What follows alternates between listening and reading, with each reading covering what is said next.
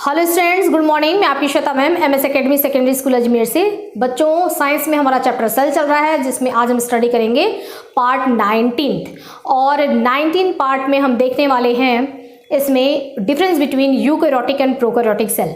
ठीक है, यूकैरियोटिक और प्रोकैरियोटिक सेल में क्या अंतर होता है, इसके बारे में बच्चों आज स्टडी करेंगे। और सबसे पहले हम समझते हैं कि यूकैरियोटिक सेल और प्रोकैरियोटिक सेल होता क्या है। देखिए बच्चों, सेल होता है, ठीक है, लेकिन प्रोकैरियोटिक सेल वो सेल हैं जो कि प्रिमिटिव सेल हैं, यानी कि प्रारंभिक समय में। प्रिमिटिव का मतलब प्रारंभिक समय में और पूरी तरीके से बनी हुई सेल अभी नहीं है, तो उनको हम बोलेंगे कि वो प्रोकैरियोटिक सेल है। ठीक है, मकानों की बात करें, बहुत पहले के समय में क्या होता था, कच्चा मकान बनता था ना, तो वो हम उसको नहीं कहेंगे कि पूरी तरीके से वो डेवलप्स है। ठीक है, तो और आज के समय में जो मकान बन रहा है वो काफ़ी डेवलप्ड बन रहे हैं। तो वैसे ही जो पहले सेल बने थे, प्रिमिटिव सेल जो होते थे, ठीक है ना, प्रारंभिक जो कोशिका है, उसको हम बोलेंगे प्रोकैरियोटिक सेल। फॉर एग्जाम्पल जैसे बैक्टीरिया हो गया, साइनोबैक्टीरिया हो गया, ये भी सेल से बने हुए हैं। और इनकी जो सेल की जो स्ट्रक्चर होता है उसको हम प्रोकैरियोटिक सेल में लेते हैं, क्योंकि ये पूरी तरीके से डेवलप सेल नहीं होता है। बहुत सारे हम डिफरेंसेस देखेंगे। और यूकैरियोटिक सेल का मतलब होता है वेल डेवलप सेल, है ना, पूरी तरीके से एकदम बना हुआ, हर चीज़ें उसमें मौजूद है ना, एकदम अच्छी तरीके से कहेंगे कि सारे ढंग से तरीके से एकदम सुसज्जित जो सेल है उसको हम कहेंगे यूकैरियोटिक सेल। ठीक है बच्चों, और यूकैरियोटिक सेल जैसे मैं हूँ, है ना, मेरा शरीर भी ये सेल से बना हुआ है, तो ये किन सेल से बना हुआ है? ये जो सेल है ये यूकैरियोटिक सेल है। ठीक है, एक पौधा है, प्लांट से जो हमको दिखाई दे रहा है, वो उसके जो सेल्स हैं वो किससे बने हुए हैं? वो भी है यूकैरियोटिक सेल, है ना। जो पौधा है जिन सेल से बना हुआ है उसको बोलेंगे यूकैरियोटिक सेल। तो इस तरीके से बच्चों, यूकैरियोटिक सेल हमारे प्लांट सेल और एनिमल सेल दोनों ही सेल है। मेरे अंदर जो सेल है वो कौन सा सेल है? Animal cell. पौधों के अंदर जो सेल है वो कौन सा सेल है बच्चों? वो है प्लांट सेल। तो प्लांट्स के अंदर जो सेल इस समय मौजूद है, एनिमल्स के में मतलब मुझ में जो सेल मौजूद है, ठीक है, वो सारे के सारे कहलाएंगे यूकैरियोटिक सेल। और बैक्टीरिया, साइनोबैक्टीरिया, जिनको हम देख भी नहीं सकते और बहुत पहले जो बने थे, जो प्रिमिटिव सेल थे, उनको हम बोलेंगे ये प्रोकैरियोटिक सेल। तो यहाँ पर मैंने आपको एक स्ट्रक्चर बनाया है, ये हमारा प्रोकैरियोटिक सेल है और ये हमारा यूकैरियोटिक सेल है। अब यूकैरियोटिक सेल में अभी मैंने चीज़ें भरी नहीं है, ठीक है ना, इसके अंदर जो सेल ऑर्गेनल्स होते हैं। और प्रोकैरियोटिक सेल ये आपके सामने दिख रहा है, ये एक बैक्टीरिया है, ठीक है ना। तो एक बैक्टीरिया का हमने सेल ले लिया। अब दोनों में हम डिफरेंसेस देखते हैं। एक पॉइंट यहाँ पर मैंने कुछ केवल शॉर्ट में केवल पॉइंट्स के हेडिंग लिख रखे हैं, तो यहाँ से एक हेडिंग देखते चलेंगे, मैं उसको एक्सप्लेन करती चलूंगी, उस चीज़ को आप डायग्राम में भी देखते चलेंगे। ओके, पर यूकैरियोटिक सेल के प्लांट सेल का स्ट्रक्चर मैंने आपको अच्छी तरीके से पढ़ाया था इसी चैप्टर में, तो वहाँ आप देखेंगे तो आपको सेल के अंदर पाई जाने वाली सारी चीज़ें, पूरा सेल स्ट्रक्चर हमने वहाँ पर स्टडी किया था। इस वजह से यहाँ पर इसको मैंने बहुत ही अच्छी तरीके से इसको नहीं बनाया है। अब आप यहाँ देखिए, अब हम डिफरेंसेस पे चलते हैं। तो सबसे पहले हम प्रोकैरियोटिक का देखते हैं। प्रोकैरियोटिक का फर्स्ट पॉइंट डिफरेंसेस में है साइज। हम साइज की बात करेंगे तो ये जो सेल होता है बच्चों, इसकी साइज कितनी होती है? 1 to 10 माइक्रोमीटर। ठीक है ना, माइक्रोन, बेटा ये 1 माइक्रोन, माइक्रोन आपने पढ़ रखा है, ठीक है ना, ऐसे हम बनाते हैं, ये माइक्रोन है। तो जो हमारा जो प्रोकैरियोटिक सेल है उसकी जो साइज होती है वो 1 से लेकर के 10 माइक्रोमीटर की होती है, यानी कि बहुत छोटा यूनिट हुआ बेटा, है ना। तो बहुत ही छोटा यूनिट होता है ये इतने छोटे ये सेल होते हैं, हम इनको माइक्रोस्कोप से देखते हैं। अब अगर हम इनके साइज की बात करें बच्चों, तो इनकी साइज आप देखिए कितनी होती है, 5 से लेकर के 100 माइक्रोमीटर तक के ये सेल पाए जाते हैं। ठीक है ना, यूकैरियोटिक सेल ये डेवलप होते हैं और बड़े भी होते हैं साइज में। तो पहला हमने डिफरेंस देखा दोनों का साइज। इसकी साइज क्या होती है? बहुत छोटी होती है, और इसकी साइज क्या होती है? 5 माइक्रोमीटर से लेकर के 100 माइक्रोमीटर के बीच में होती है। नंबर 2 पे हम आते हैं, सबसे इंपॉर्टेंट डिफरेंसेस बच्चों, कि इसमें अगर हम बात करें यूकैरियोटिक सेल में, तो यूकैरियोटिक सेल में आपको सेल के अंदर आप जब जाते हैं तो इसमें आपको एक शानदार न्यूक्लियस दिखाई देगा। ठीक है, ये हमारा एक शानदार न्यूक्लियस है, यानी कि पूरी तरीके से वेल डेवलप न्यूक्लियस यहाँ पर प्रेजेंट होता है बच्चों। और ऐसा न्यूक्लियस जिसमें कि ये न्यूक्लियर मेम्ब्रेन, ये आप देखिए, ये न्यूक्लियस का क्या है बच्चों, ये है न्यूक्लियर मेम्ब्रेन। इसके अंदर आप देख रहे हैं ये इसमें क्रोमेटिन थ्रेड दिखाई दे रहा है। ये क्या है हमारा, ये हमारा न्यूक्लियर पोर है, ठीक है। और ये क्या चीज़ है, ये है न्यूक्लियोलस। यानी कि इसमें हमारा जो जेनेटिक मटेरियल है, यानी कि जो क्रोमोसोम है, वो क्रोमेटिन फाइबर्स के रूप में, क्रोमेटिन थ्रेड्स के रूप में यहाँ न्यूक्लियस के अंदर प्रेजेंट है। और न्यूक्लियस को न्यूक्लियर मेम्ब्रेन ने पूरा कवर कर रखा है। यानी कि एक ये जो हमारा इंपॉर्टेंट मटेरियल होता है, जो क्रोमोसोम होता है, उसको न्यूक्लियस के अंदर काफ़ी सेफ रखा गया है। तो एक यहाँ पर हमारा एक सेल ऑर्गेनल्स दिखाई दे रहा है, न्यूक्लियस, ठीक है। न्यूक्लियस जो होता है ये इस सेल का सबसे इंपॉर्टेंट पार्ट होता है, ये आपने पढ़ रखा है। क्यों? क्योंकि ये सेल के अंदर पाए जाने वाले हर सेल ऑर्गेनल्स की एक्टिविटीज़ को कंट्रोल करता है। तो ये हमारा सबसे इंपॉर्टेंट होता है न्यूक्लियस। तो न्यूक्लियस में आप देख रहे हैं कि इसमें nuclear membrane, nuclear pore, chromatin threads और न्यूक्लियोलस, ये सारी चीज़ें प्रेजेंट हैं। अब इसमें आप आ जाइए, यहाँ अगर हम देखते हैं बच्चों तो सबसे इंपॉर्टेंट चीज़ यानी कि इसमें न्यूक्लियस ही नहीं है, ठीक है। तो हम कह सकते हैं कि इसमें ट्रू न्यूक्लियस प्रेजेंट होता है, जबकि इसमें न्यूक्लियस ही नहीं होता है। इसमें न्यूक्लियर मेम्ब्रेन, ये न्यूक्लियर मेम्ब्रेन जो है वो यहाँ एब्सेंट है। तो न्यूक्लियर मेम्ब्रेन एब्सेंट है तो इस वजह से हमको इसमें न्यूक्लियस दिखाई ही नहीं देता। उसके बाद अंदर की चीज़ें न्यूक्लियोलस है ना, न्यूक्लियोलस भी इसमें प्रेजेंट नहीं है। लेकिन इसके अंदर जो जेनेटिक मटेरियल है वो इसमें प्रेजेंट है। जेनेटिक मटेरियल को इसमें न्यूक्लियस के अंदर बिल्कुल सेव किया गया है। जबकि जेनेटिक मटेरियल इसमें अगर हम बात करें तो जेनेटिक मटेरियल इसका जो क्रोमोसोमल डीएनए है, ठीक है, वो इसमें ही यहाँ पर ऐसे ही साइटोप्लाज्म में इसमें ही ऐसे इस तरीके से बिखरा हुआ है। यानी किसी चीज़ के अंदर नहीं है कि ये न्यूक्लियस है उसके अंदर उसको सेफ रखो, ऐसा नहीं है। ऐसे ही साइटोप्लाज्म में आप देख रहे हैं कि ये हमारा क्रोमोसोमल डीएनए जो है इसमें बिखरा हुआ है, ठीक है ना।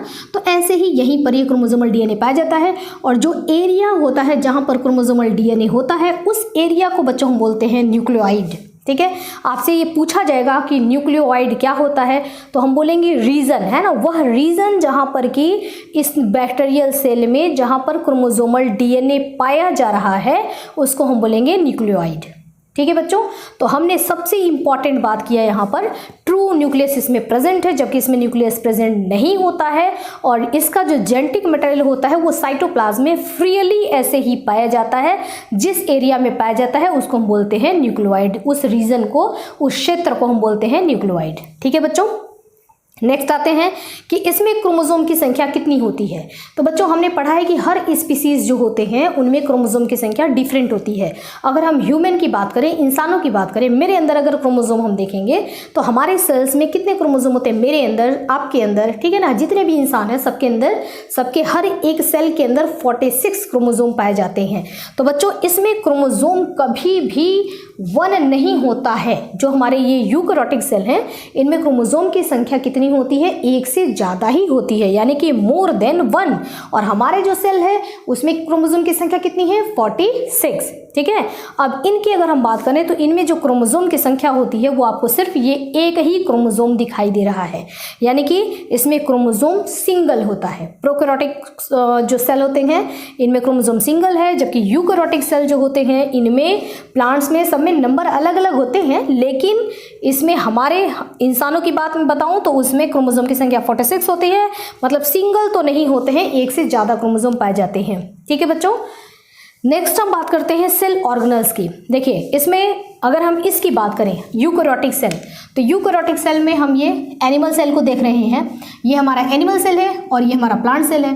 तो एनिमल सेल या प्लांट सेल दोनों को ही देखेंगे तो दोनों में थोड़े बहुत डिफरेंसेस होते हैं जो कि हम पढ़ चुके हैं।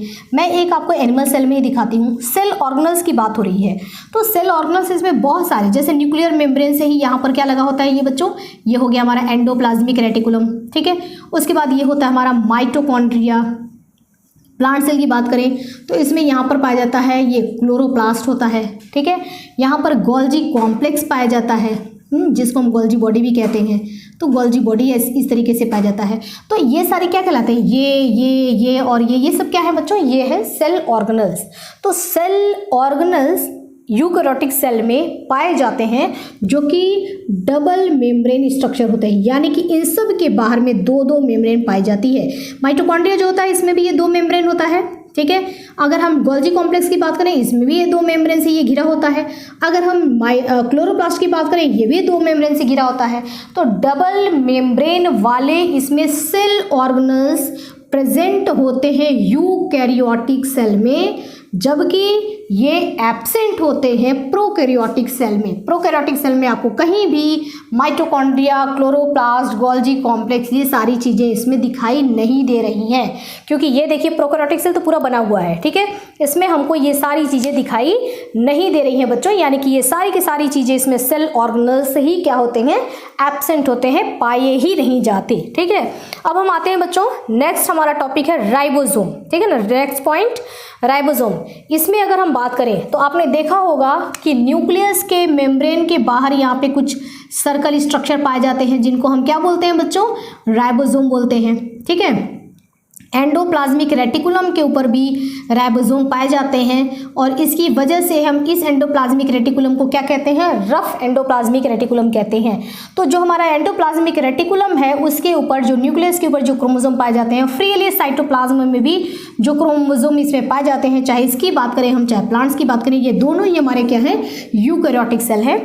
तो इनमें बात करें तो ये जो है, ये क्या है, राइबोसोम है। इसमें राइबोसोम जो होते हैं वो 70S टाइप के। राइबोसोम का बच्चों टाइप्स होता है ना, कितने प्रकार के पाए जाते हैं, तो उसमें मुख्यतः 2 होते हैं मेनली। तो 70S राइबोसोम और 80S राइबोसोम, दोनों तरीके के राइबोसोम इनमें पाए जाते हैं यूकैरियोटिक सेल में। लेकिन अगर हम इसकी बात करें प्रोकैरियोटिक सेल की, तो प्रोकैरियोटिक सेल में भी राइबोसोम पाया जाता है, क्योंकि राइबोसोम बहुत जरूरी चीज़ है ना, प्रोटीन बनाने के लिए इसकी आवश्यकता होती है। तो इसमें भी राइबोसोम पाया जाता है। ये जो सर्कल में आपको दिख रहे हैं, ये सारे राइबोसोम है, ठीक है। तो राइबोसोम इसमें भी है, लेकिन इसमें किस प्रकार वाला राइबोसोम पाया जाता है, तो इसमें 80S राइबोसोम नहीं पाया जाता, इसमें केवल और केवल 70S राइबोसोम ही पाया जाता है, जो कि प्रोटीन सिंथेसिस करता है, यानी कि प्रोटीन के बनाने में मदद करता है, ठीक है बच्चों। राइबोसोम का काम हमारे भी सेल में यही होता है कि ये क्या करता है, प्रोटीन के बनाने में मदद करता है, और राइबोसोम का काम यहाँ भी यही होता है कि ये प्रोटीन के बनाने में मदद करता है, ठीक है बच्चों। तो हमने कितने पॉइंट्स इसमें पढ़ लिए, हमारा 1 2 3 4 और 5 पॉइंट हमने इसमें देख लिए। आगे अब हम देखिए, नेक्स्ट हम बात करेंगे क्रोमोसोम। एक बात और, ये जो राइबोसोम जो होता है, ये क्या करता है बच्चों, प्रोटीन बनाता है, ठीक है ना। प्रोटीन बनाने के लिए देखिए, हमारे बॉडी के अंदर प्रोटीन तो कंटिन्यू बनता रहता है बच्चों, ठीक है। क्यों, क्योंकि आपने पढ़ा है कि हमारी बॉडी जो होती है 78% तो केवल प्रोटीन से बनी होती है। तो सबसे ज़्यादा हमको ज़रूरत किस चीज़ की होती है, प्रोटीन की होती है। तो बॉडी के अंदर भी प्रोटीन का मैन्युफैक्चर चलता रहता है, यानी कि प्रोटीन बनता रहता है। प्रोटीन बनाने के लिए हमको चाहिए होता है 2 चीज़ें हमको चाहिए होता है, एक होता है हमारा राइबोसोम, ठीक है, ये राइबोसोम चाहिए, और दूसरा होता है हमारा ये mRNA, ठीक है ना, mRNA। ये सब चीज़ें आप पढ़ेंगे आगे। तो mRNA और राइबोसोम की मदद से हमारे सेल के अंदर कंटिन्यू प्रोटीन बनते रहते हैं। लेकिन बात आती है कि प्रोटीन हमारे सेल में कहाँ कहाँ बनता है, जगह बताइए। तो प्रोटीन हमारे सेल में, राइबोसोम आरएनए हमारे सेल में कहाँ कहाँ पाए जाते हैं, तो हमारा जो ये साइटोप्लाज्म है बच्चों, न्यूक्लियस के बाहर, यहाँ पर भी राइबोसोम भी पाए जाते हैं, आरएनए भी पाए जाते हैं। इस वजह से प्रोटीन हमारा पहला जगह हो गया ये, है ना, कि यहाँ पे साइटोप्लाज्म में प्रोटीन बनता है, नंबर 1। नंबर 2 कि हमारा जो राइबोसोम है और ये जो आरएनए है, ये माइटोकॉन्ड्रिया के अंदर भी प्रेजेंट है, इसके अंदर भी। तो हमारा दूसरा जगह हो गया प्रोटीन बनाने की जगह, वो हो गया माइटोकॉन्ड्रिया, इसमें भी प्रोटीन बनता है।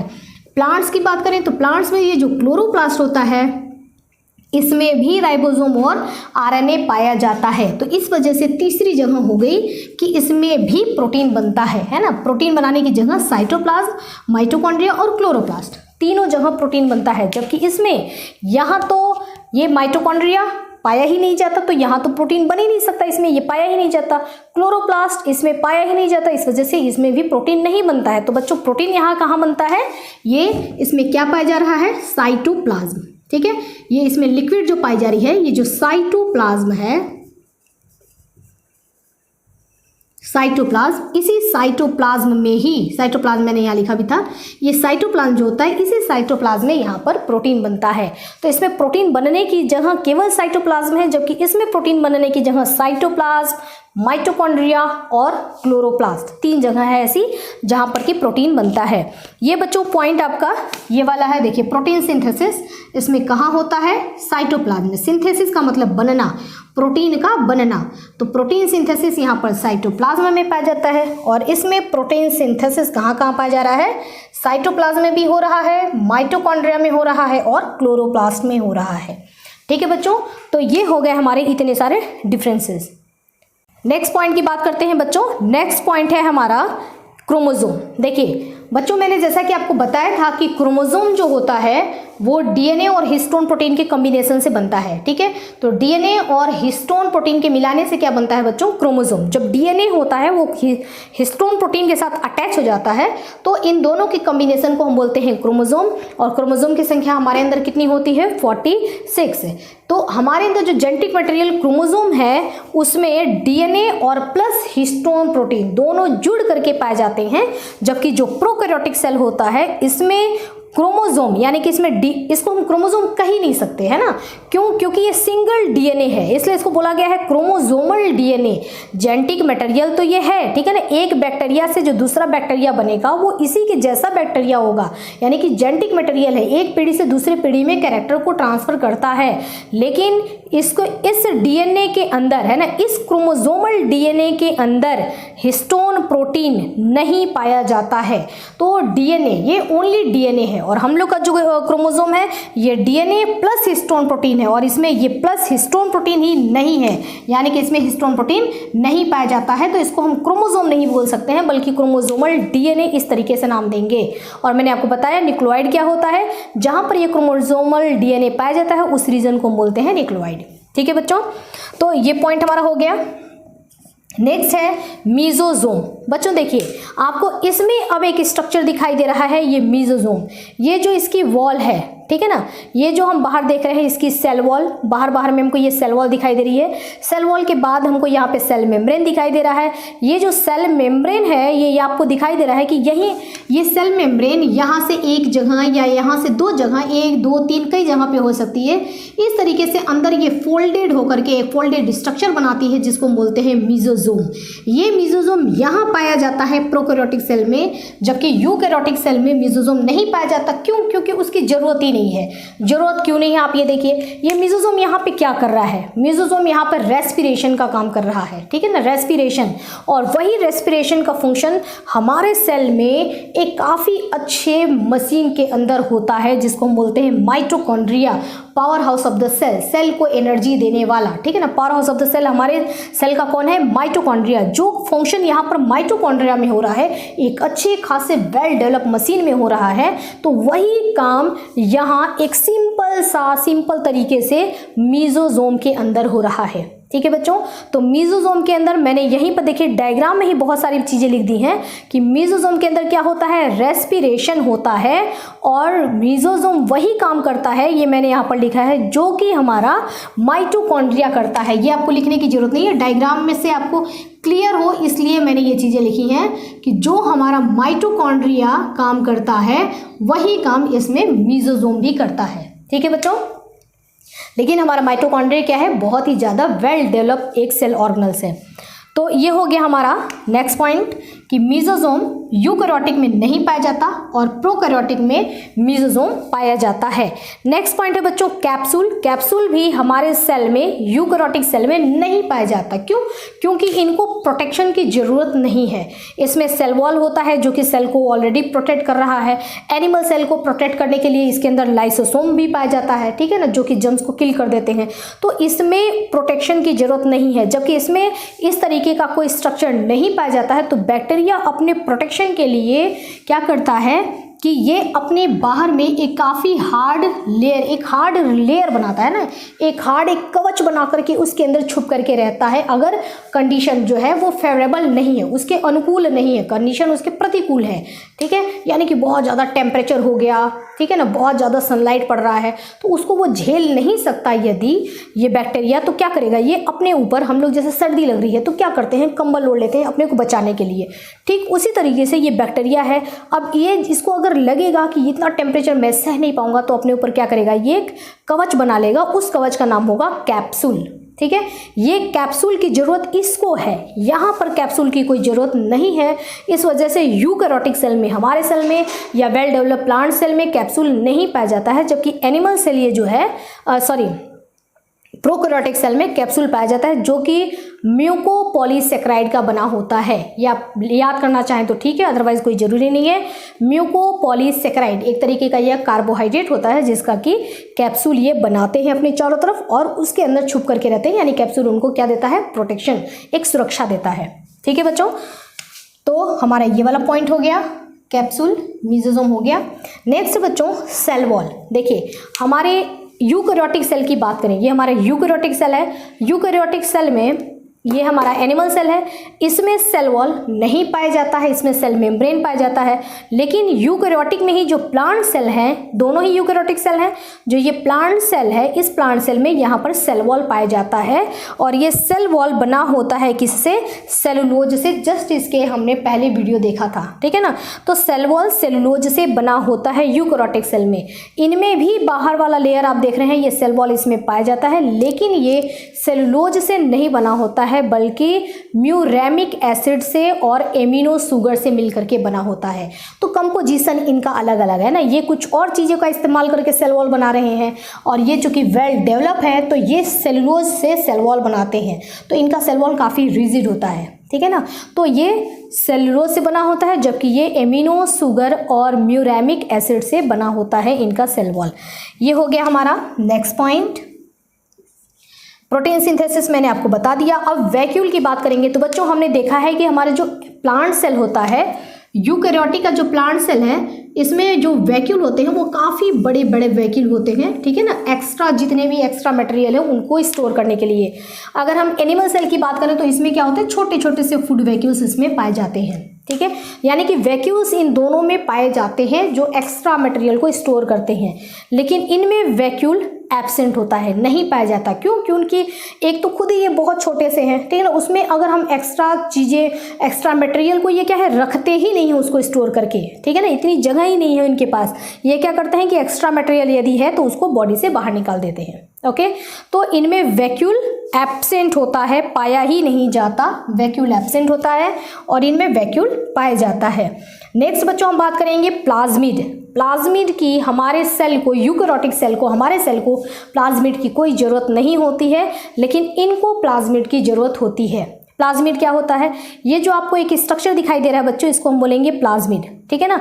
ये प्लाज्मिड डीएनए है जो कि एक एक्स्ट्रा क्रोमोसोमल पार्ट होता है, यानी कि एक क्रोमोसोम। और जरूरी नहीं कि ये सारे बैक्टीरियल सेल में, सारे प्रोकैरियोटिक सेल में प्रेजेंट हो, ऐसा जरूरी नहीं है।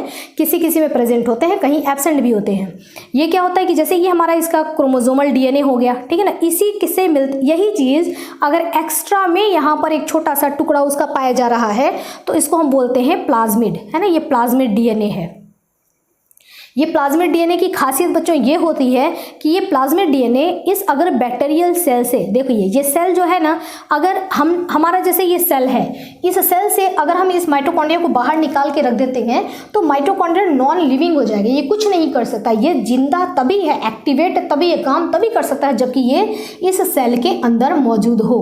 अब इस प्लाज्मिड की खासियत ये है कि ये अगर इस बैक्टीरियल सेल से बाहर भी निकल जाता है तो भी ये रेप्लिकेशन कर सकता है, यानी कि अपने जैसा क्लोन बना सकता है, ठीक है ना। इसके पास ये कैपेसिटी होती है कि अपने को ये जिंदा रख सकता है ना। रेप्लिकेशन करके 1 से 2 मतलब संख्या को ये क्या कर सकता है, बढ़ा सकता है ना। इसको हम बोलते हैं प्लाज्मिड डीएनए, यानी कि एक्स्ट्रा क्रोमोसोमल पार्ट, ठीक है। तो ये प्लाज्मिड यहाँ पाया जाता है, इसकी यहाँ जरूरत होती है। हमारे अंदर खुद ही न्यूक्लियस है और इतने सारे क्रोमोसोम है, 46 क्रोमोसोम है। हमारा chromosomal part, genetic material already काफ़ी वेल डेवलप है, तो यहाँ पर एक्स्ट्रा कुछ रखने की आवश्यकता ही नहीं थी। इस वजह से इन सेल्स में एक्स्ट्रा ये प्लाज्मिड नहीं है। इनको ज़रूरत है क्योंकि इसमें सिर्फ एक ही क्रोमोसोम है और वो भी किसी से प्रोटेक्टिव नहीं है, सुरक्षा उसको नहीं दिया गया है। तो बाई चांस अगर यहाँ पर कुछ डिस्ट्रॉय होता है तो ये प्लाज्मिड एक्स्ट्रा ये रखते हैं, बैकअप करके चलते हैं, ठीक है। तो ये हो गया इसमें प्लाज्मिड जो कि इसमें पाया जाता है और यहाँ एब्सेंट होता है। नेक्स्ट हम बात करेंगे सेल मेम्ब्रेन की। तो सेल मेम्ब्रेन आप देखिए, इसमें जो सेल मेम्ब्रेन होता है सिमिलर ही है ना, इसमें भी यहाँ पर सेल मेम्ब्रेन, सेकंड वाला जो ये लेयर है सेल मेम्ब्रेन है, और इसमें भी सेल मेम्ब्रेन पाया जाता है, इसमें भी सेल मेम्ब्रेन पाया जाता है। चाहे हम यूकैरियोटिक एनिमल सेल की बात करें, चाहे यूकैरियोटिक प्लांट सेल की बात करें, या हम प्रोकैरियोटिक सेल की बात करें, तीनों में ही सेल मेम्ब्रेन पाए जाते हैं, जो कि वैसे ही लिपिड और प्रोटीन के बने होते हैं जैसा कि सब में होता है। तो ये डिफरेंसेस नहीं आएगा, बल्कि ये सिमिलरिटीज़ है ना, कि दोनों में ही सेल मेम्ब्रेन पाया जाता है। तो ये बच्चों हो गया आप लोग का डिफरेंसेस। देखिए डिफरेंसेस का मैंने यहाँ पर सिर्फ हेडिंग लिख रखा है, इधर भी ये केवल हेडिंग ही है, ठीक है। जो बातें मैंने आपको बताई वो आप चाहें तो फटाफट राइट डाउन कर सकते हैं, है ना, उसको अपने भाषा में, अपनी लैंग्वेज में यूज़ करके उसको लिख सकते हैं। इसके अलावा मैंने यहाँ पर जो ये डायग्राम बनाया, इस डायग्राम में मैंने कोशिश किया है कि मैं सारी बातें कुछ मतलब ऐसे लिख दूँ ताकि आपको ध्यान आए कि मैं इसके बारे में क्या बताना चाह रही थी, ठीक है ना। इसलिए मैंने यहाँ पर डायग्राम में कुछ एक्स्ट्रा डालने की कोशिश की है, ठीक है बच्चों। तो ये हमारा, अच्छा इसमें बैक्टीरिया में एक ये फ्लैजेला, इस तरीके के भी स्ट्रक्चर पाए जाते हैं, एक टेल लाइक स्ट्रक्चर पाए जाते हैं जिसको हम फ्लैजेला बोलते हैं। फ्लैजेला मूवमेंट करने में, है ना, चलने में और उसके बाद रिप्रोडक्शन में, ठीक है, इसमें ये फ्लैजेला का हेल्प होता है, जो कि हम आगे पढ़ेंगे इसको। ओके बच्चों, तो ये हमारा यूकैरियोटिक और प्रोकैरियोटिक सेल। यूकैरियोटिक सेल को हम लिखते कैसे हैं, ये हमारा यूकैरियोटिक सेल है, यूकैरियोटिक सेल, ठीक है बच्चों। और ये बैक्टीरिया, ये हमारा क्या है, प्रोकैरियोटिक सेल, ठीक है। यूकैरियोटिक सेल और ये हमारा प्रोकैरियोटिक सेल, इनमें डिफरेंस हो गया। नेक्स्ट बच्चों हमारा टॉपिक है साइटोप्लाज्म।